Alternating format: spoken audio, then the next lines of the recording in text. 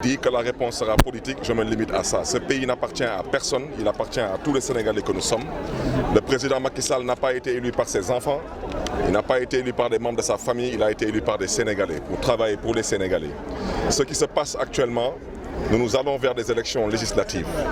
Le régime du président Macky Sall est conscient de la claque historique qui les attend au soir de ces élections législatives de 2017. Étant incapable, avec leurs soi-disant alliés du Parti socialiste, de pouvoir mettre la main sur le département de Dakar, la formule qui a été trouvée avec la complicité de certains magistrats, je dis bien de certains magistrats, c'est de voir comment éliminer du champ politique certains responsables du département de Dakar. J'ai dit qu'après Barthélémy Diaz, le tour aux autres responsables du département de Dakar. Et si je vous dis que nous sommes dans l'obligation d'apporter une réponse politique, parce que ce qu'ils cherchent à faire, c'est de nous exterminer au niveau du département de Dakar et on ne l'acceptera pas. Vous ne pouvez pas porter plainte et que cette plainte soit recevable. Je rappelle que les 4 chefs d'inculpation qui ont été retenus, je rappelle que dans le cadre de la tentative d'assassinat, cette tentative d'assassinat n'existe que dans la tête de M. Ousmane Tanor Dieng. Il a passé plus d'1 heure de temps dans cette salle du bureau politique après avoir provoqué le Parti socialiste.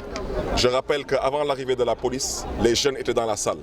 Personne ne l'a égratigné, personne ne l'a touché. Cette tentative d'assassinat relève du mensonge d'État, premièrement. Deuxièmement, on vous parle de coups et de blessures. Il n'y a aucun blessé et monsieur le procureur de la République est incapable de vous fournir un quelconque certificat médical. Personne n'a été blessé. Je vous rappelle que le 3e chef d'inculpation, c'est destruction de biens appartenant à autrui. Ce n'est même pas sanctionné par le code pénal, ça fait l'objet d'une contravention. Il reste quoi d'autre? Qu'est-ce qui reste? Et tout de même, vous ne pouvez pas enquêter en mars, en avril, en mai, en juin, en juillet, en août, en septembre, en octobre, en novembre, en décembre, en janvier, 11 mois, et dire que maintenant vous allez continuer l'enquête avec un doyen des juges. Ça ne tient pas la route. Le doyen des juges, il est seul dans son bureau avec un greffier. Donc quand il a besoin d'enquêter, il s'appuie sur la police et la gendarmerie. C'est la police qui a enquêté, en l'occurrence la DIC. À la limite, ce qui se passe présentement, c'est une insulte à la police sénégalaise. On veut nous faire croire que la police sénégalaise est incapable d'enquêter. La police a enquêté. Elle a retenu 9 personnes. Le doyen, aujourd'hui le procureur de la République, devait accepter de saisir le dossier et d'instruire le dossier, mais pas au niveau d'un cabinet d'instruction.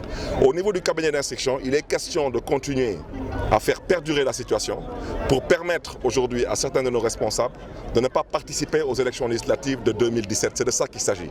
Et il est temps que les Sénégalais comprennent aujourd'hui que ceux qui sont à la tête de ce pays n'acceptent pas les règles démocratiques, n'acceptent pas de compétir dans le cadre de la démocratie. Tout le monde sait ce qui s'est passé à la maison du parti. Et pendant qu'on y est, monsieur le procureur de la République, comme il est si intelligent que ça, il était où quand les jeunes de l'APR brûlaient le siège de l'APR à Fatick? Je rappelle qu'un incendie, c'est criminel. C'est le code pénal.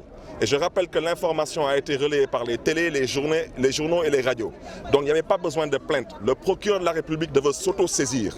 La vérité, c'est que la République du Sénégal n'a pas de procureur.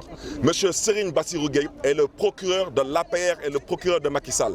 Et on verra bien maintenant s'il y a outrage à magistrat ou s'il y a outrage à la démocratie sénégalaise et s'il y a outrage aux hommes politiques que nous sommes.